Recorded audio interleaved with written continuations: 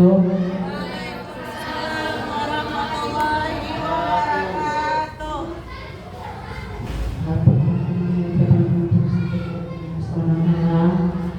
Yang pada pagi ini kita kembali duduk di sebuah ini untuk mendengarkan materi yang disampaikan oleh kawan kita, Ibu Kuliah dari SPDI CDP akan 10 apabila memberikan sambil hujan kita kepada Nabi besar Muhammad SAW yang telah membawa kita dari alam ke alam yang terbenderang. Untuk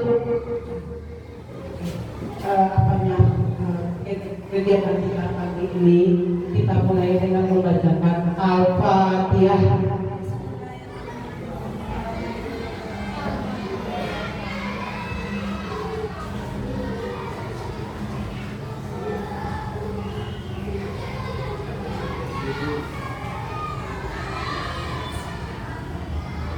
Selanjutnya menyanyikan lagu Indonesia Raya dipimpin oleh rekan kita Putus Hayani SPD. Saya silakan dan kepada peserta untuk bisa berdiri sejenak.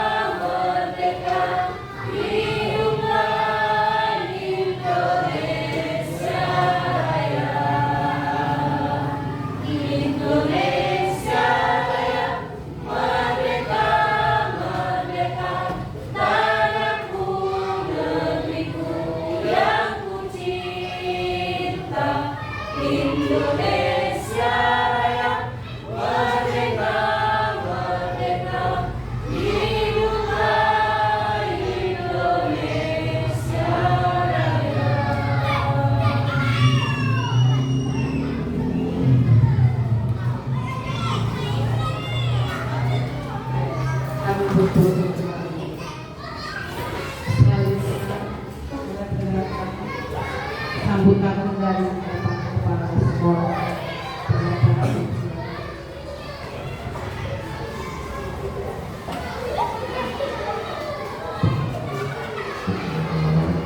Assalamualaikum warahmatullahi wabarakatuh. Waalaikumsalam warahmatullahi wabarakatuh. Alhamdulillah, alhamdulillah,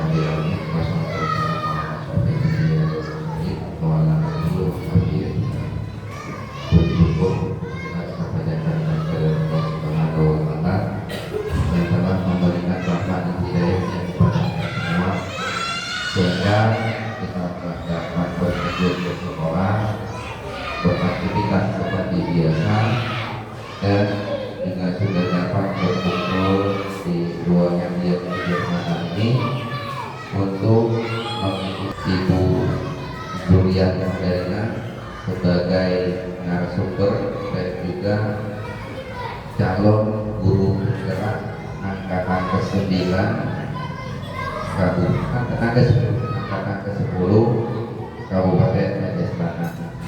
yang berasal dari SD Negeri Sema akan melaksanakan diseminasi atau pemaparan modul 1-4, yakni penerapan budaya positif yang akan kita terapkan di sekolah, mulai dari karena ilmu itu tidak ada batasnya. Namun apapun yang terjadi, setinggi-tingginya ilmu yang kita dapati, kalau tidak ada adab juga tidak akan bermanfaat itu ilmu. Jadi tetap kita harus mengutamakan adab. Yang kedua baru ilmunya. Adab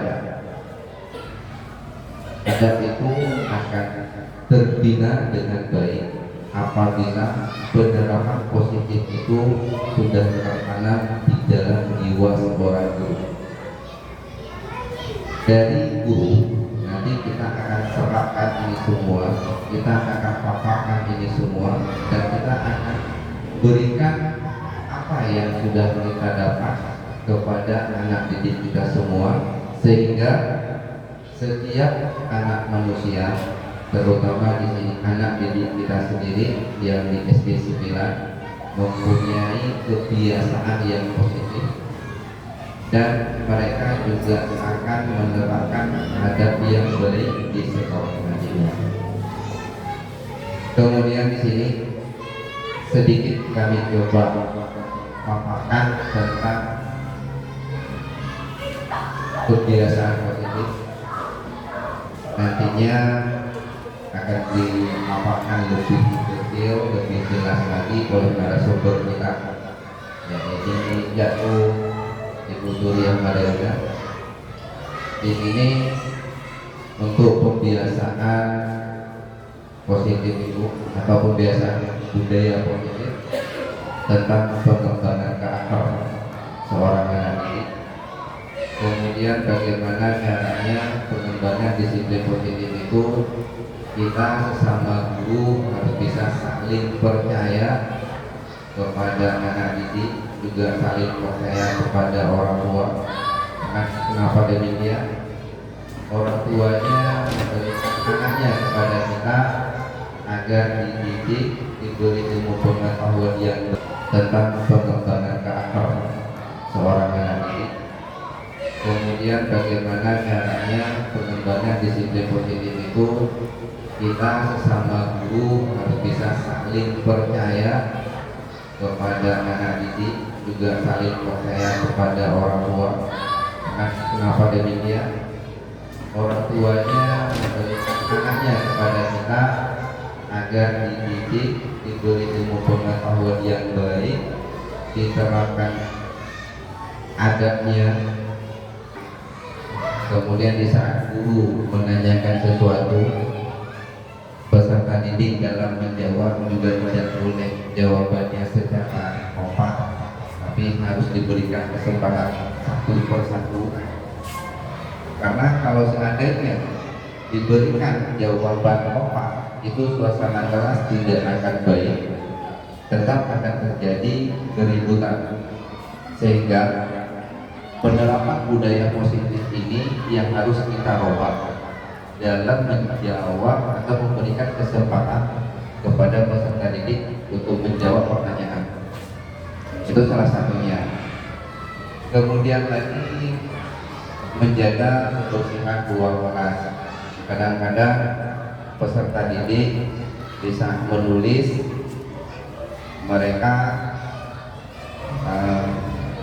entah itu patah ujung pensilnya, kemudian peserta didiknya ambil kerokan, bisa ambil kerokan, dia ngerok di kelasnya atau di bangkunya, kemudian sisanya itu masih berserakan di kelas. Itu penerapan positif yang akan kita terapkan kepada peserta didik.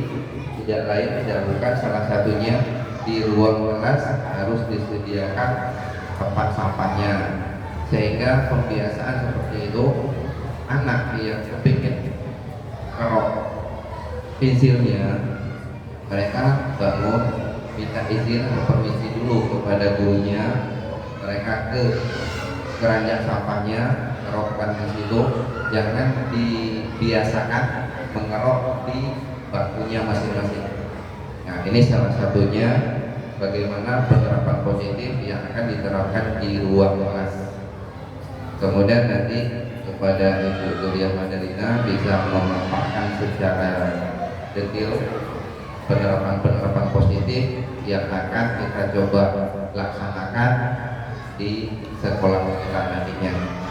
Mungkin hanya ini gambaran khusus atau sekilas tentang penerapan budaya positif, dan ini juga sekedar gambaran dari kami untuk memberikan kesempatan kepada kawan-kawan atau guru SD Negeri 9. Intinya di sini bukan hanya Ibu Duriah Madalina saja yang kepingin jadi guru penggerak, tapi kami berharap seluruh guru yang dalam ruang lingkup SD Negeri 9 bisa mengikuti program calon guru penggerak, sehingga kita di sini semuanya jadi guru penggerak.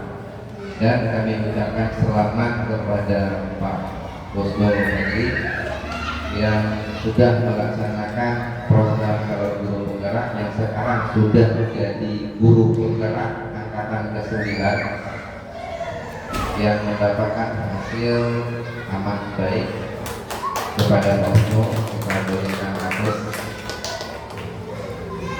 Kami juga berharap kepada Pak Bosno yang sudah melaksanakan program guru penggerak dan sekarang sudah menjadi guru penggerak untuk mengajak membina Bu Duriah Madalina yang sekarang sedang jadi calon, kemudian mengajak kawan-kawan yang lain sehingga semua guru bisa menjadi calon guru penggerak nantinya ke depan. Mungkin hanya ini penerapan kami. Yang terakhir, di sana pemaparan atau diseminasi dari Ibu Duriah Madalina, kami harapkan kepada rekan-rekan atau teman-teman guru simak baik-baik, pahami baik-baik, sehingga apa yang disampaikan bisa nantinya kita terapkan di ruang belajar. Hanya ini pengharapan kami, dan di mana ada kesempatan untuk bertanya, silakan bertanya kepada narasumber kita. Nantinya beliau akan menjawab dan memaparkan apa yang jadi pertanyaan kita bersama. Jadi hanya ini yang dapat kami sampaikan, dan kami akhiri. Wabillahi taufiq wal hidayah. Wassalamualaikum warahmatullahi wabarakatuh.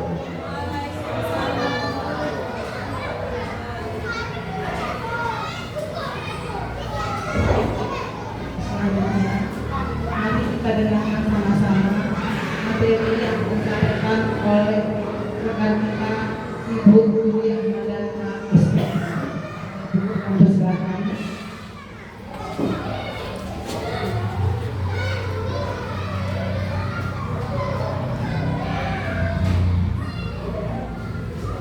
Terima kasih.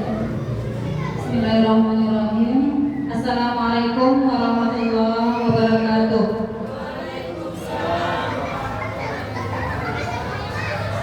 Nah, sebelumnya saya mengucapkan terima kasih kepada Bapak Ibu semuanya, terkhusus kepada Bapak Kepala Sekolah yang sudah memfasilitasi kegiatan diseminasi pada saat ini. Ya, alhamdulillah, puji beserta syukur mari sama-sama kita panjatkan kehadirat Allah Subhanahu wa taala yang telah melimpahkan rahmat dan hidayahnya sehingga kita dapat berhadir, kita masih diberi kesehatan, kita masih menghirup udara segar dan menikmati indahnya alam yang diciptakan oleh Allah Subhanahu wa taala. Salawat dan salam selalu kita sanjungkan ke haribahan Nabi besar Muhammad sallallahu alaihi wasallam. Yang kami hormati Bapak Kepala Sekolah SD Negeri 9 Tapatuan, yang kami hormati, yang kami sayangi, rekan-rekan sejawat kami, Bapak Ibu Dewan Guru beserta staf SD Negeri 9 Tapak Tua. Bapak Ibu semuanya, bagaimana kabarnya? Alhamdulillah ya. Ini hari ini saya mengucapkan ya seperti di awal tadi saya mengucapkan banyak terima kasih ya terkhususnya kepada kepala sekolah dan juga Bapak Ibu semuanya yang sudah meluangkan waktunya untuk menghadiri dan mengikuti kegiatan diseminasi ini, yaitu tentang penerapan budaya positif. Bapak Ibu, saya salah satu CGP ataupun calon guru penggerak angkatan 10 diminta untuk melakukan diseminasi ini tak lain tak bukan untuk berbagi ilmu ya, pemahaman materi-materi yang sudah kami dapatkan sama-sama kita bagi, sama-sama kita sharing.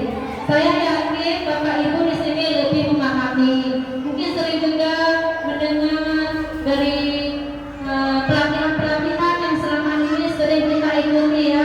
Kita kan banyak yang mengikuti seminar, webinar, pelatihan, sudah sering mendengarkan tentang budaya positif ini. Namun di sini saya ingin berbagi lagi apa yang sudah saya dapatkan dari modul 1.4 dari modul 1 ini ya. Modul 1 itu ada 1.1 sampai 1.4, yaitu di antara modul-modul tersebut ada penerapan budaya positif.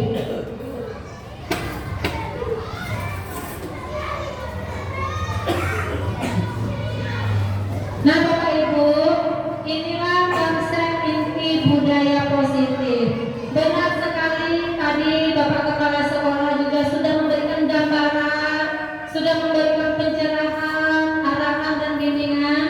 Terima kasih Bapak yang selalu jemu-jemunya mengingatkan kita supaya kita ini terarah ya, termotivasi, terinspirasi dari apa yang telah dicontohkan oleh Bapak Kepala Sekolah kita tentang budaya positif yang sudah kita terapkan di sekolah kita. Bapak juga sudah tadi menggambarkan seperti di kelas ya. Salah satu contohnya tentang moral pensil, itu kan benar sekali yang dikatakan Bapak itu merupakan budaya, salah satu budaya positif, yaitu kelola pensil itu di mana tadi di tempat sampah, jangan langsung di bangku.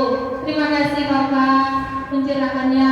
Kemudian Bapak juga sudah menggambarkan, memberikan arahan kepada kita ya. Memang setiap harinya Bapak selalu memberikan arahan kepada kita bahwa pentingnya kita itu memiliki adab yang baik. Meskipun ilmu kita sudah banyak, tapi bila kita tidak beradab, berakhlak yang baik, itu tidak ada artinya. Karena ada dulu baru ilmu. Nah, kembali ke layar, konsep inti budaya positif ini diantaranya adanya perubahan paradigma belajar, adanya disiplin positif, kebutuhan dasar manusia, segitiga restitusi, nilai-nilai kebajikan, posisi kontrol guru, motivasi perilaku manusia, beserta keyakinan kelas. Nanti akan kita kupas satu persatu. Tentang paradigma perubahan belajar. Nah, apa itu paradigma perubahan belajar? Yaitu perubahan pola pikir kita, Bapak Ibu. Ya, di sini saya bukan mengajarkan ya, tapi di sini ingin berbagi. Ini perubahan pola pikir kita memikirkan sebenarnya mendidik itu apa? Menurut Ki Hajar Dewantara, ya, mendidik itu adalah menuntun. Oh, ternyata mendidik itu menuntun, bukan menuntut. Selama ini kalau kita menuntut anak kita supaya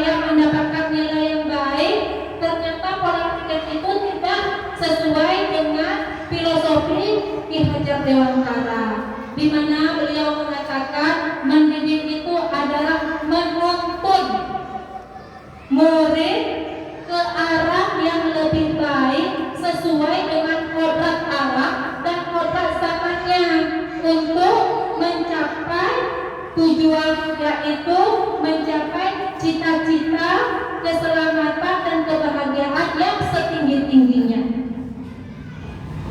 Bukan hanya untuk kita menginginkan harus lewat KKN, harus nilainya bagus, tidak demikian, tapi menuntut anak itu sesuai dengan kodrat alam dan kodrat zamannya. Kalau yang mengatakan enak zaman dulu lagi, pakai kata SP, enak zaman dulu lagi, begini begitu, karena alam zaman dulu dengan alam zaman sekarang itu berbeda, Bapak Ibu. Sekarang ini kita berada di alam milenial, kita akan mengacu pada abad 21 di mana serba teknologi. Mungkinkah kita harus berpedoman pada yang zaman dulu? Ternyata itu saya tidak salah selama ini. Ternyata selama ini saya berharap nilai murid itu harus di atas KKM. Saya menuntut murid saya itu harus benar-benar nilainya bagus. Ternyata tidak demikian. Yang diharuskan oleh seorang pendidik itu adalah menuntut murid itu, ya, tentunya yang berkarakter yang baik sesuai dengan profil pelajar Pancasila. Selanjutnya tentang disiplin positif. Nah, tadi Bapak juga sudah, Bapak Kepala Sekolah sudah menggambarkan apa itu disiplin positif yang sudah kita terapkan di sekolah. Mudah-mudahan yang sudah kita terapkan ini tetap kita pertahankan dan semoga nanti ke depan lebih baik lagi.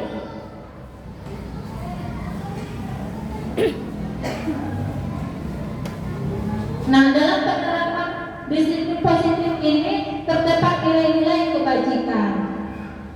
Nilai-nilai kebajikan itu harus sesuai dengan profil pelajar Pancasila, di mana dalam profil pelajar Pancasila itu yang pertama beriman dan bertakwa kepada Tuhan yang Maha Esa, berakhlak mulia, berkebinekaan global, gotong royong, mandiri, kreatif, dan bernalar kritis. Ya, sebenarnya di sekolah kita sudah melakukan hal-hal tersebut. Ini hanya ingin mengingatkan kembali. Kemudian di sini juga ada motivasi perilaku manusia. Nah, Bapak Ibu, pada materi yang sudah diberikan kepada kami juga sudah diajarkan tentang motivasi. Motivasi itu adalah dukungan yang ada dalam diri manusia itu. Ternyata ada dua motivasi. Ada dia dari luar, eksternal, ada dari dalam, internal. Jadi sebagai seorang guru, motivasi apa yang sudah kita lakukan kepada peserta didik kita? Apakah kita sudah memberikan motivasi internal atau justru kita memberikan motivasi eksternal? Sebenarnya apa itu motivasi dari luar ataupun yang dikatakan eksternal? Motivasi eksternal itu ternyata salah satunya, contohnya kita memberikan hukuman. Kan ada nih kita, sekolah kita ini harus taat nih peraturan di sekolah. Ini anak-anak kita juga mendengar. Kalau kita terapkan sanksi pasti dengar. Biasanya kan ada, mungkin ya, kalau kita berikan hukuman, anak-anak ini akan menerapkan peraturan tersebut.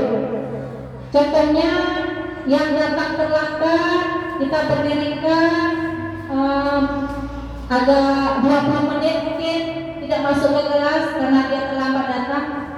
Itu memang membuat mereka itu merasa mau melakukan aturan tersebut supaya besok tidak terlambat lagi. Namun pada motivasi hukuman ini, eksternal ini akan berdampak di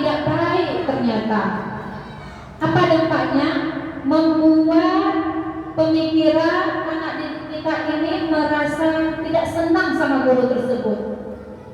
Ada rasa kesal, balas dendam, atau mungkin sampai tua ingat, oh saya waktu sekolah SD dulu pernah dihukum sama ibu ini, saya dipermalukan, dan itu akan menjadi memori yang negatif bagi peserta didik tersebut. Itulah yang dikatakan motivasi eksternal.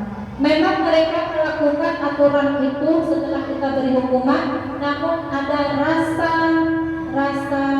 tidak senang ataupun kesal kepada guru yang sudah memberikan hukuman tersebut. Kemudian ada pula motivasi yang kita berikan, kita memberikan hadiah penghargaan. Nah, kalau kalian dapat nilai tinggi nih, dikasih rewardnya, dikasih uang, atau misalnya ibu kasih buku misalnya seperti itu rupanya, kita maaf ya, ini kebetulan materi yang diajarkan seperti ini, itu ternyata motivasi eksternal juga. Saya sering melakukan kesalahan tersebut, jujur, karena saya kalau anak-anak mau misalnya melakukan apa yang saya minta, tugas-tugas, lalu mereka mengerjakan dengan baik, saya berikan reward tersebut. Saya merasa senang, saya memikirkan itu akan memberikan motivasi kepada mereka. Benar, itu memberikan motivasi, namun motivasi itu tidak berjangka panjang. Justru pemberian hadiah tersebut hanya membuat mereka mengerjakan sesuatu karena diiming-imingi hadiah, bukan karena ada keinginan dari dalam diri mereka sendiri. Ternyata seperti itu. Ternyata banyak sekali kesalahan yang telah saya perbuat. Nah, bagaimana motivasi internal tersebut? Motivasi yang tumbuh dari dalam diri peserta didik yang harusnya itulah yang kita lakukan sebagai pendidik, untuk menjadi orang yang mereka inginkan dan menghargai diri sendiri dengan nilai-nilai yang mereka percaya. Nanti kalau kita misalnya menghadapi kasus terhadap anak kita yang melakukan kesalahan seperti tidak mengikuti aturan, ada trik-triknya, seperti melakukan segitiga restitusi. Guru juga nanti punya posisi kontrolnya, nanti akan saya jelaskan lagi lebih mendalam. Nah, ini di layar juga sudah saya buat tentang apa perbedaan hukuman, konsekuensi, dan restitusi. Seperti yang saya katakan tadi, motivasi internal itu bisa kita lakukan salah satunya dengan restitusi. Apa itu restitusi? Proses menciptakan kondisi bagi murid untuk memperbaiki kesalahan. Proses kolaboratif yang mengajarkan murid untuk mencari solusi sendiri. Jadi, yang mencari solusi itu bukan dari kita. Kita hanya menonton, namun mereka sendiri yang berpikir bagaimana baiknya. Itulah kesepakatan, sehingga peserta didik kita ini tumbuh rasa motivasi itu dari dalam diri mereka masing-masing.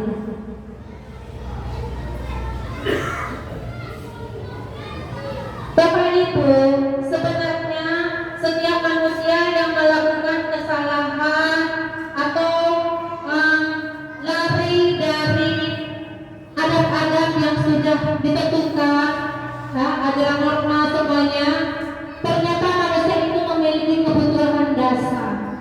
Adapun 5 kebutuhan dasar manusia itu, yang pertama kebutuhan untuk bertahan hidup, cinta dan kasih sayang, kebebasan, kesenangan, juga kekuasaan. Jika murid kita merasa kekurangan dari salah satu 5 kebutuhan dasar manusia tersebut, maka disitulah murid kita mulai bertingkah.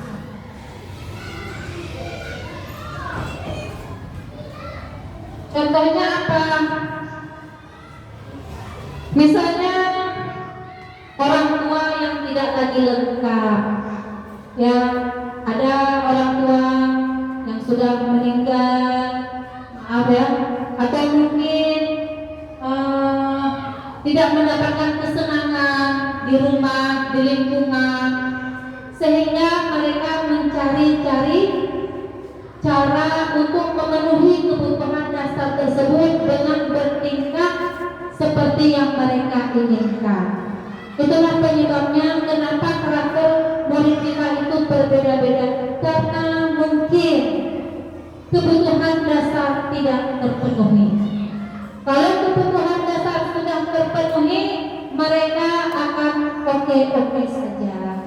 Namun apabila kebutuhan dasar itu tidak terpenuhi, maka terjadilah ada anak yang ringan tangan, ada anak yang suka berbohong, ada anak yang mau mengambil barang temannya. Itulah karena kebutuhan dasar tadi belum terpenuhi.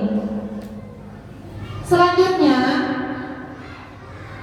kita akan mengetahui apa yang harus kita lakukan sebagai guru apabila kita menemukan anak-anak kita yang bertingkah yang tidak sesuai dengan apa yang kita harapkan.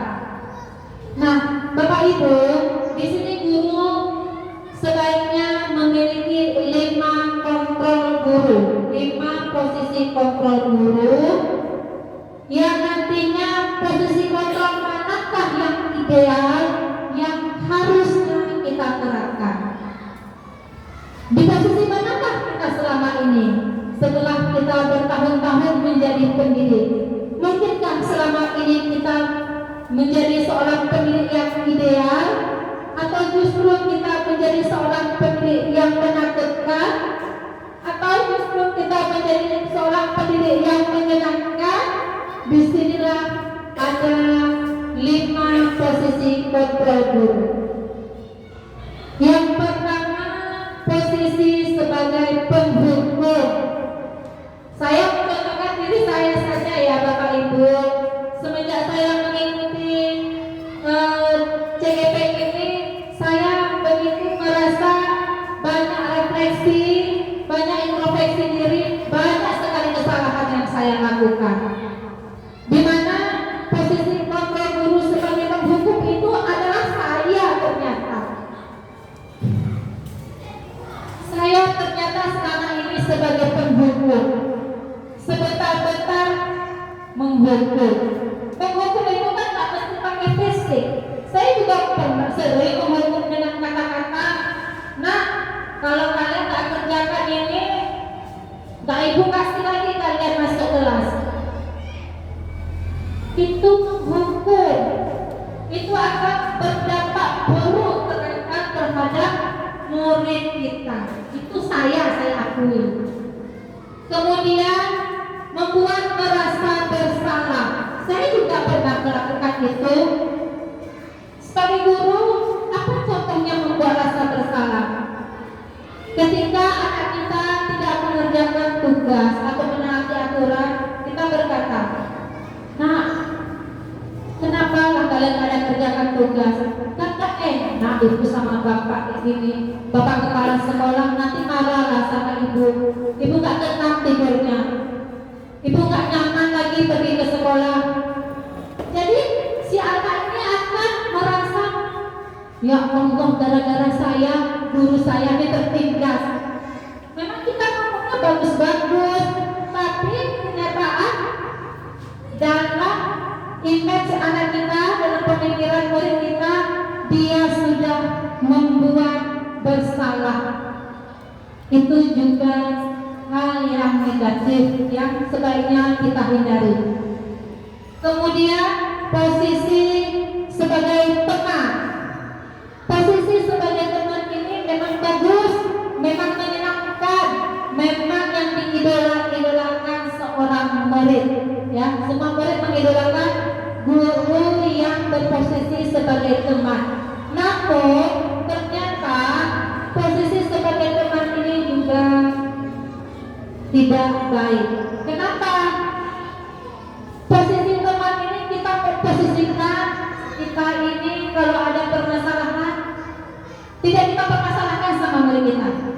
kita malah bersenda gurau, kita mengatakan nggak apa-apa itu, besok jangan kita lagi ya, ketawa-ketawa. Jadi membuat si murid ini merasa, oh enak nih sama ibu ini kalau kita salah gak marah, sehingga si anak membanding-bandingkan antara guru yang satu dengan guru yang lainnya. Nah, posisi kemarin ini amat untuk satu orang guru, tapi tidak amat untuk yang lainnya, itu juga tidak bagus. Kemudian ada posisi sebagai pemantau. Posisi sebagai pemantau ini di mana sedikit-sedikit kita memantau. Kita berikan konsekuensinya, dari jauh kita sudah pantau murid kita. Nah, jam segini baru dia sampai nih. Misalnya kita mengintip ya, menjinak. Nah, itu juga tidak bagus. Jadi posisi apa yang seharusnya kita lakukan? Yaitu sebagai manajer, ya, bukan manajer yang duduk di kantor, saya di perusahaan itu, tapi kita posisikan diri kita itu sebagai manajer, di mana ketika si anak melakukan kesalahan, ya, kita tahu tadi kebutuhan dasarnya tidak terpenuhi, mereka melakukan kesalahan, kita memanggil anak tersebut, tidak boleh terlalu ramah seperti posisi teman, tertawa-tawa, bersenda gurau, tidak.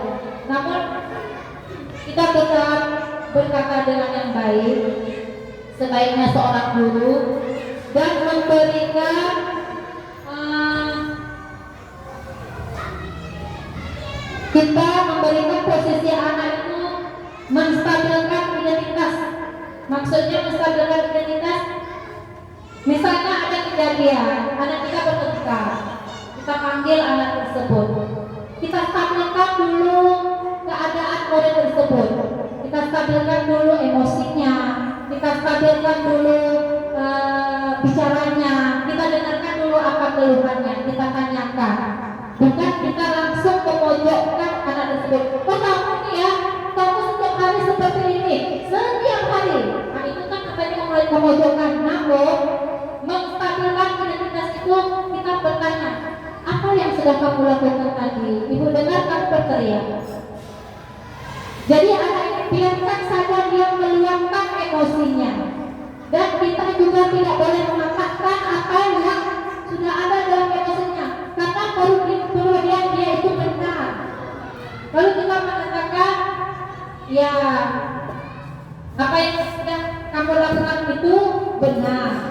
Tidak boleh kita mengatakan, oh kamu selalu begitu, apa yang kamu lakukan itu nggak benar sama sekali. Itu bukan menstabilkan, tapi kita stabilkan dulu emosinya. Setelah emosi anak tersebut stabil, baru kita validasi tindakan yang salah. Validasi tindakan yang salah itu yaitu dengan cara kita tanyakan apa kejadiannya sehingga kok bisa melakukan seperti itu, salah nggak yang lakukan. Lalu kita kaitkan dengan keyakinan di sekolah atau kelas. Apakah sudah sesuai dengan keyakinan? Itulah posisi yang seharusnya kita tuntun, ya, seperti kembali yang saya katakan tadi, filosofi pemikiran IHD diajar Dewantara, di mana kita menuntun itu kita mengarahkan. Diajar Dewantara juga mengatakan seorang guru itu ibarat seorang petani, ya, di mana kita itu menanam benih-benih padi. Apabila kita benar-benar tanam dengan baik, kita semai, kita rawat baik, kita berikan pupuknya, kita jaga, maka akan tumbuhlah padi dengan subur dan bagus. Begitu juga murid kita, apabila betul-betul praktek kita melakukannya, insya Allah kita akan melakukan sesuai dengan tujuan pendidikan, yaitu kita akan memberikan keselamatan dan kebahagiaan kepada peserta didik kita yang setinggi-tingginya. Sebelum saya melanjutkan pada slide-slide berikutnya, adakah di sini Bapak Ibu yang ingin menanggapi?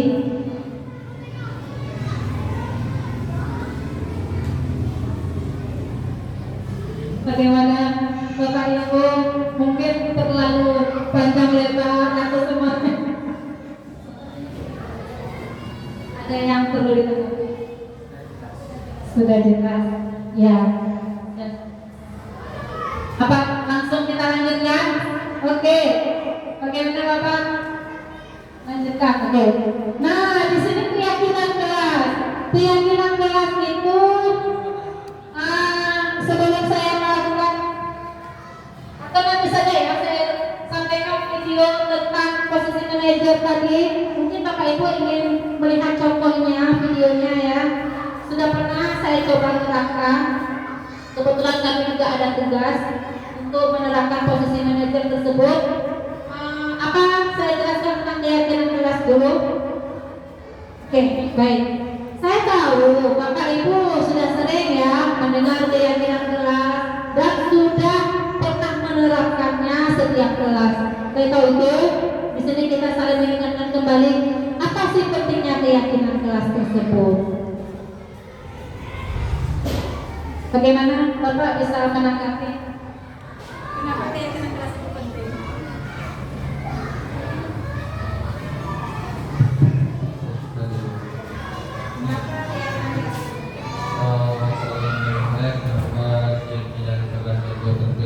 Karena itu akan mengatur siswa, ya, mengajak siswa untuk bisa tertib di dalam kelas dengan yang berasal dari intrinsiknya, yang internal diri. Karena keyakinan kelas itu setahu saya adalah suatu aturan yang dibuat secara bersama-sama.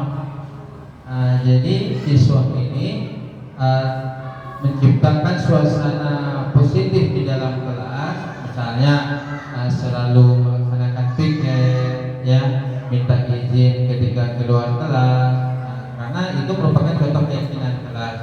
Karena itu semua dibuat, disepakati secara bersama-sama, ya, sehingga tercipta suasana budaya positif di dalam kelas. Karena itu bukan berasal dari eksternal ya, tapi di dalam diri mereka sendiri. Terima kasih. Ya, kita berikan aplaus kepada Pak Husnul. Ya, ada lagi mungkin yang menanggapi kenapa keyakinan itu kelas itu penting kita lakukan? Karena setiap kelas dari kelas 1 sampai kelas 6, kebetulan saya guru mapel, saya melihat setiap kelas sudah memiliki keyakinan kelasnya masing-masing. Tadi Pak Husnul sudah luar biasa ya menjelaskan bahwa sangat penting karena itu akan menimbulkan motivasi intrinsik, motivasi dari dalam diri peserta didik kita untuk melakukan budaya positif di dalam kelas. Karena itu kan kesepakatan bersama antara guru dengan semua pihak peserta didik yang ada di dalam kelas tersebut. Ada lagi yang ingin menanggapi? Bu Putri?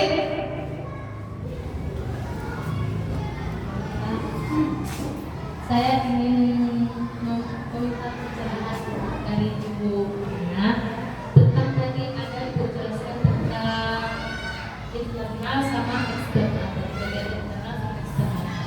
Coba Ibu pencerahan ulang tentang kegiatan apa? Kegiatan internal sama eksternal. Apakah ada sambungan sama keyakinan kelas? Ya. Ya, luar biasa pertanyaan dari Ibu Putri Sri Kandi ya, yang menanyakan apa itu motivasi ya, motivasi eksternal, apa itu motivasi internal. Kita ulang lagi yang ke belakang ya. Motivasi eksternal ini dorongan yang kita berikan kepada peserta didik kita ini, namun tidak berjangka panjang. dan akan berdampak negatif yang akan menimbulkan kalau contohnya nanti seperti hukuman akan menimbulkan balas dendam. Kalau yang contohnya memberikan hadiah akan menimbulkan malas, rasa malas untuk melakukan sesuatu kalau tidak dikasih hadiah. Itu namanya motivasi eksternal. Artinya apa? Begini, kalau kita memberikan tugas dan anak itu tidak akan melakukan kalau tidak dihukum dulu. Dengan kita hukum, dia siap melaksanakan tugas. Berarti itu kan hukuman itu sebagai dorongan untuk dia melakukan tugas. Namun itu tidak berlaku panjang, punya waktu. Itu contohnya. Kemudian kalau motivasi internal itu yang ada tuh rasa percaya dari dalam diri si anak tersebut, bukan karena adanya hukuman, bukan karena mau dikasih hukuman atau tidak, mau dikasih hadiah atau tidak, tapi memang sudah ada tumbuh dari dalam dirinya. Misalnya dengan melakukan restitusi segitiga tadi, ya, restitusi segitiga tadi, kita memberikan keyakinan kepada si anak, pemahaman, pencerahan, sehingga anak itu berpikir, saya akan melakukan karena itu baik untuk saya. Saya akan siapkan tugas ini, saya akan siapkan PR ini karena itu baik untuk saya. Tidak peduli anak itu ada hukuman atau hadiah atau segala macam, nggak peduli. Tapi yang dia yakini, saya percaya bahwa dengan saya melakukan tugas ini itu akan berdampak baik buat saya. Itu namanya motivasi internal. Dari mana datang motivasi internal? Dari tuntunan seorang guru tadi yang memberikan keyakinan terhadap diri peserta didik, dari dalam diri peserta didik. Apakah ada hubungannya dengan keyakinan kelas? Justru ada. Kenapa? Keyakinan kelas ini adalah kesepakatan antara murid dengan guru. Guru itu hanya mengarahkan, bukan mendikte, bukan menuntut, ya, beda menuntut dengan menuntut. Guru di sini menuntut, misalnya, oh apa yang terbaik di kelas kita? Bu, bagusnya bukan di kelas kita ini harus bersih bu, kalau nggak bersih nggak nyaman tapi belajarnya. Itu yang mengatakan itu jangan dari guru. Kalau guru yang mengatakan berarti masih kita berikan motivasi eksternal. Tapi kalau sudah murid yang mengatakan itu pemikiran dan pencerahan dari hatinya sendiri, sehingga dia mau menjelaskan. Seperti itu. Bagaimana Ibu Putri? Apakah bisa dimengerti? Atau mungkin teman-teman lain, ya, ini kan saya tahu nih, Bapak Ibu di sini ilmunya sangat luar biasa karena hampir setiap harinya mengikuti webinar, pelatihan, ya. Tanpa inilah guru-guru SD 9 ini alhamdulillah luar biasa, ya. Memiliki motivasi internal untuk mengikuti pelatihan ini tanpa harus adanya paksaan atau tekanan dari pihak luar. Oke, baik, selanjutnya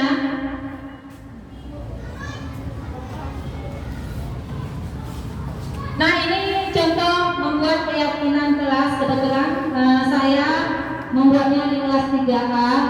Saya meminta kepada peserta didik apa yang keyakinan kelas apa yang mereka inginkan, dan mereka sendiri yang menempelkannya ke depan. Lalu keyakinan kelas itu nantinya akan kita pajak, ya, dan mereka akan setiap melakukan kesalahan mereka akan baca sendiri keyakinan kelas tersebut. Lanjut. Nah ini tadi segitiga restitusi, saya juga sudah menjelaskannya tadi, ya, bagaimana juga konsep-konsepnya. Lanjut. Ya, lanjut. Ini tadi sudah saya jelaskan apa itu validasi tindakan yang salah sampai keyakinan kelas. Lanjut. Nah ini contohnya. Amira tahu nggak kenapa itu panggil kemari? Ibu dengar tadi katanya Amira bertengkar ya.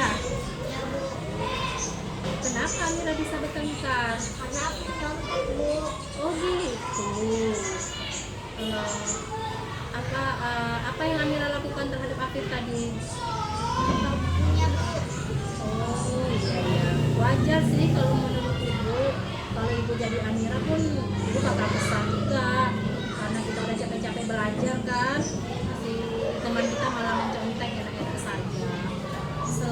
Terus selanjutnya apa yang terjadi tadi? Itulah ibu dengar tadi suara Amira kencang kali teriaknya. Kira-kira yang Amira lakukan tadi itu sudah sesuai nggak dengan keyakinan kelas? Masih ingat nggak apa keyakinan kelasnya? Iya, betul sekali. Kira-kira Amira tadi itu sudah menghargai belum? Jadi apa yang harus Amira lakukan supaya kalau Amira sedang kesal, sedang marah, Amira itu dapat melakukan keyakinan kelas tersebut? Menahan amarah Amira, Bu. Iya. Menurut Amira, keyakinan kelas itu penting nggak untuk kita lakukan? Bagus ya. Iya. Jadi selanjutnya Amira bersedia nggak kalau nanti ada terjadi sesuatu lagi yang membuat Amira kesal, marah, Amira bersedia nggak untuk melakukan keyakinan kelas tersebut? Bersedia, Bu. Ya, kalau bersedia, bagaimana nih yang Amira lakukan selanjutnya? Dengan amarah, Bu. Lalu kalau ada teman yang praktek, saya akan melaporkan ke wali kelas saya. Iya, betul sekali, bagus. Ibu setuju ya. Kalau ada teman yang melakukan menyontek seperti itu, Amira segera laporkan kepada wali kelasnya atau kepada siapapun guru yang masuk ke kelas Amira tersebut ya. Baik Amira sudah memahami kan apa tadi yang Amira lakukan itu tidak sesuai dengan keyakinan kelas, dan Amira juga sudah bersedia untuk melakukan perbuatan Amira sesuai dengan keyakinan kelas itu, karena keyakinan kelas itu sangat penting nak ya untuk kita lakukan. Oke Amira, baik, terima kasih. Amira boleh kembali ke kelasnya. Dalam dirinya apa yang sudah dia lakukan tadi bertentangan dengan keyakinan kelas, dan dia sendiri yang mengatakan, oh saya tidak akan mengulanginya lagi. Namun kalau kita memberikan hukuman tidak akan berjangka panjang, itu juga akan membuat anak itu patuh, namun besok akan mengulanginya kembali, dan bisa jadi dia akan benci ataupun dendam kepada kita.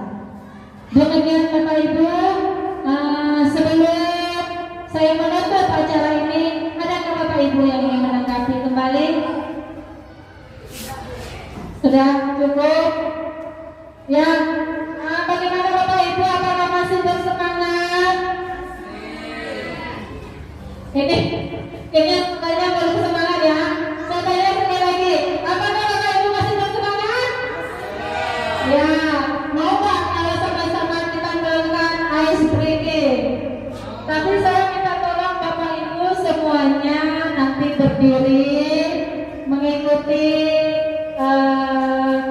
gaya yang di depan untuk menghilangkan penat-penat beban-beban kita ya. Kita ice breaking dulu ya Bapak Ibu.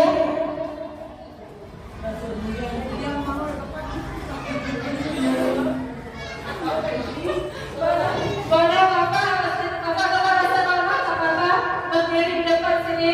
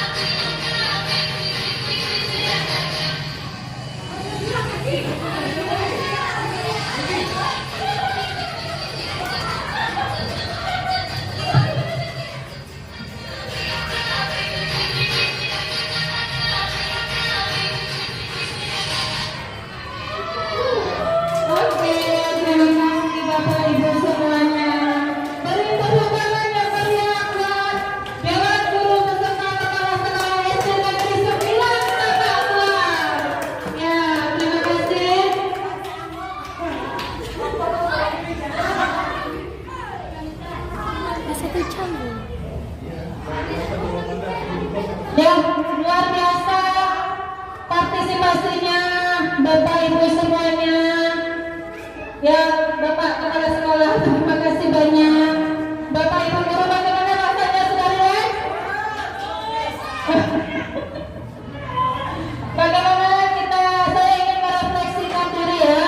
Bagaimana kira-kira pemaparan destinasi kita hari ini? Apakah Bapak Ibu sudah cukup puas?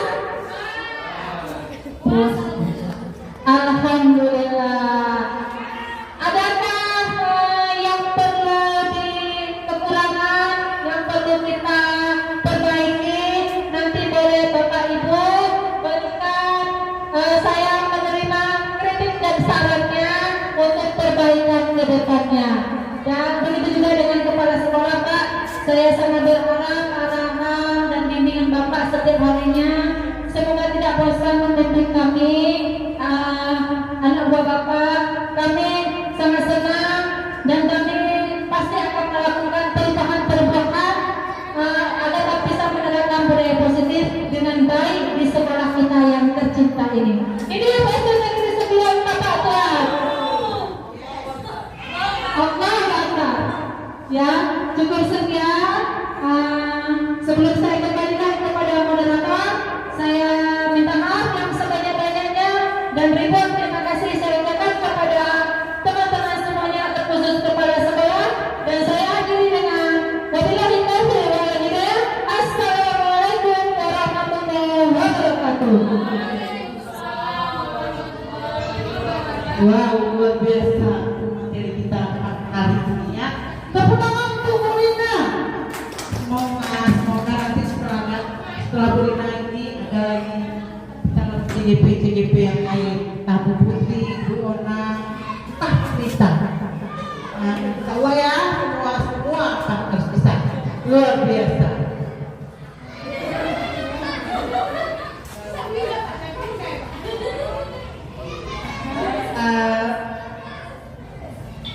Sebelum saya tutup acara kita siang ini, yang sangat luar biasa ya, apalagi speaking yang ngeri tapi luar biasa, dengan mengucapkan alhamdulillah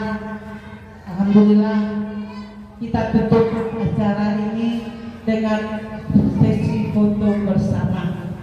Assalamualaikum warahmatullahi wabarakatuh.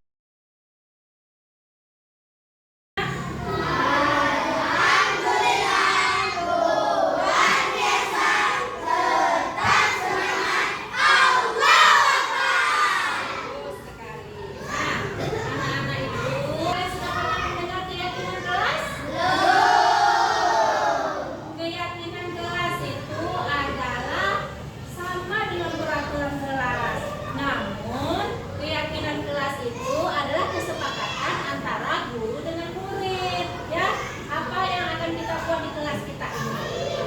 Nah, misalnya